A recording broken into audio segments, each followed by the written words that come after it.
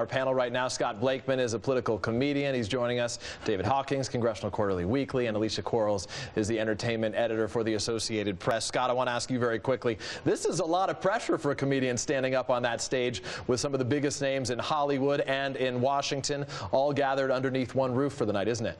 Absolutely. Well, Peter, you say this is a tough room for people to get into. It's really a tough room for comedians. You know, it's really almost like a private event. And, you know, Jay Leno was talking about this, how you know, he tries to play it down the middle, which I think he'll do tonight. But as you know, the last year especially, Washington has gotten so highly polarized and bitter partisanship. You know, it might be difficult. But I would say the fact that there is such an influx of Hollywood celebrities this year, it might make it a little bit easier because Hollywood celebrities laugh at everything. So I think that'll help the balance. But it has been a tough year, a very polarized year. In fact, I wouldn't be surprised if the Republicans try to filibuster the dinner. Where is that line for the comedian and for the president before you can't go any further? Well, that's really a question comedians like myself always ask, and really that line changes depending on what show you're doing. It really changes as each year goes by. I think this year it's a different line than it was last year. Mark Katz, who wrote for Bill Clinton, many of his speeches said you go up to the line, you know, as close as you can. And you know, and also what tends to happen is like Wanda Sykes last year, who did, I think, a hilariously funny routine, but what people remember and take away from that were the couple lines she did about Rush Limbaugh. So, you know, it's a difficult thing. As comedy goes, you never know what's going to offend people. I think it's important to just do what you think is best, but there's always somebody out there who may not like what you say. And so what are some of the bits? What do you expect we'll hear over the course of the night? The obvious targets right now. I mean, there's the late night wars between Jay Leno and Conan O'Brien. Conan O'Brien is not in the room, but Jay Leno is. You figure Barack Obama may even have some fun at his expense tonight.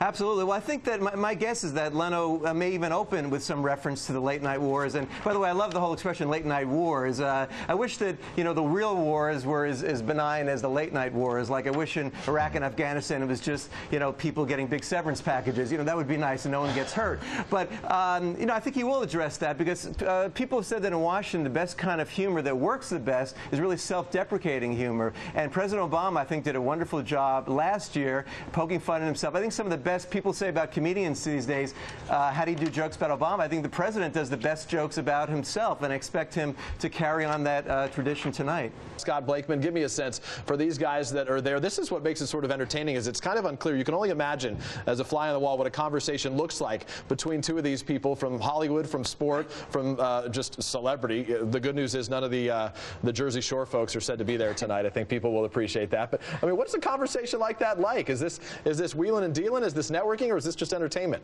Well, I wish I would know. I'd love to be there sometime, but you know, I'm a nerd, so I should be there. But you know, it's actually, there's a lot of schmoozing, and that's actually what kind of makes it a little difficult for comedians, because people there, number one, I think, to schmooze, go from table to table, meet all the celebrities we speak about, and then see the president. So the comedian is not necessarily the main focus, but I know Jay Leno is going to do a great job. But one thing I think is really important and missing in Washington that is happening tonight at the Washington Hilton is that you have Republicans and Democrats sitting together, you know, having fun, drinking, laughing. When does that happen? Last happened in Washington, D.C. That's one of the big problems we have in Washington, is that Republicans and Democrats don't socialize, they don't talk to each other. You know, years ago, Ronald Reagan and Tip O'Neill would go at it all day long and have a beer at night. So this White House Correspondents Dinner is a rare opportunity for, you know, both sides of the aisle to come together, and maybe something good will come out of it. So who are our funny presidents? Who are the real jokers out there, and who really had a wit that most Americans may not have been aware of? Well, I mean, I was very young, but John F. Kennedy was known for having a great wit. I think President Obama is very, very funny, and particularly off the cuff. I mean, tonight his material will be written by several writers, and I'm sure it'll be great. But I've seen him in many situations off the cuff where he's, you know, very, very funny. And again, presidents, as we talked about earlier, run the same risk as comedians about going over the line. And I think President Bush was very, very funny at many of the dinners, but he also ran into a little trouble one year when he had a video making fun of the fact that he couldn't find weapons of mass destruction. Now, some people laughed, but myself, I thought it was kind of offensive and unfunny. So, you know, presidents as well as comedians run the risk of crossing the line sometimes. Scott, that's the challenge for these guys. You can only imagine when they go around. This year it's David Axelrod who's heavily involved. Jon Favreau is helping him, his lead speechwriter, and then they have some kibitzing, as it's been noted, from a lot of people around the country. They're open to suggestions on a night like this.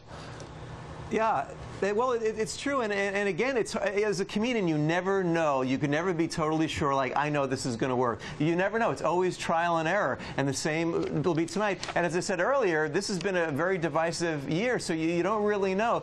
And also, the perception is different. Now, we were showing Stephen Colbert before. Now, maybe that might have been an uncomfortable moment for President Bush, but I happen to think that was probably the most brilliant comedy routine at one of these dinners. And the perception was that Stephen Colbert didn't do very well, but one of the things as a comedian I noticed is that they don't mic the audience very well at these dinners. So actually, he was getting good laughs in the room, but it may not have played that way on television. Several friends helping us out tonight. Scott Blakeman is a political comedian. David Hawkins with Congressional Quarterly Weekly, and Alicia Quarles is the entertainment editor for the Associated Press. Where is the hierarchy? Who is the biggest hotshot aside from the president on a night like this?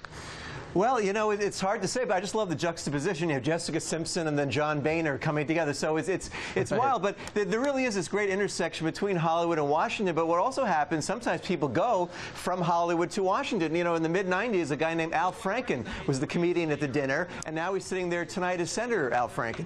Scott Blakeman, our political comedian, joining us on the set tonight. Give us a sense. Ronald Reagan's a pretty funny guy. When you look back at the old clips, the guy got some pretty good laugh lines from the audience. Well, not only was he very funny, but he really loved doing it. You know, not every president likes doing that. I know LBJ, they said they really had to kind of push him into doing it. Jimmy Carter wasn't really a big fan of these dinners, but Ronald Reagan just reveled in it. I mean, because he came from that background. He was an actor. He was a spokesman for General Electric, and so he was really in his element there. And Ronald Reagan, actually, from what I read, not only did the prepared material, but he liked to ad-lib also. So he really, I think, was one of the best. Who were some of the others? Who were some of the others, if you can, Scott, who really loved this night? Well, I think that just watching President Obama, I mean, we saw footage of him earlier.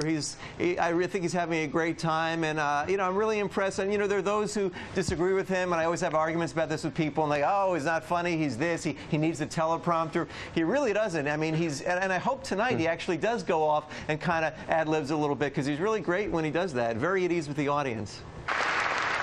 There he was, the President of the United States, Barack Obama, finishing up his remarks at the 2010 White House Correspondents Association dinner, getting plenty of laughs. Scott, I just want to get your reactions to how he did tonight. Among the funnier remarks tonight, acknowledging that his comments were brought to you by Goldman Sachs, saying they make money whether you laugh or not. How did he do tonight? I thought he outdid himself from last year. I thought last year he did very well. This year, tons of belly laughs. Now, asking to compare the two, let me just say that I'd love to be on the Tonight Show someday.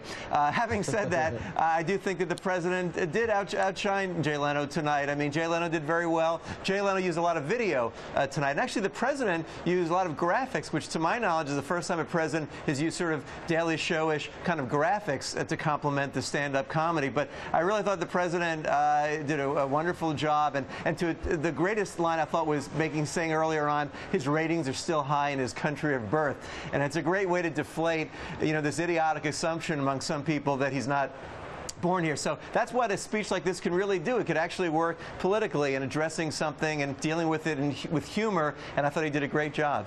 I love the Sarah Palin, she calls Facebook the socialized media. I mean, really very clever stuff. There were, and he went back to Michael Steele again, as he did last year, and he referred to that, and that worked very well. And then it was very interesting, he went after Leno in the beginning, and I don't know whether Leno had planned to do any jokes about, the late night wars, but Obama kind of diffused that and really went after it, and I thought in a very funny way. So, as I said, I really thought he outdid himself from last year, and he did a great job.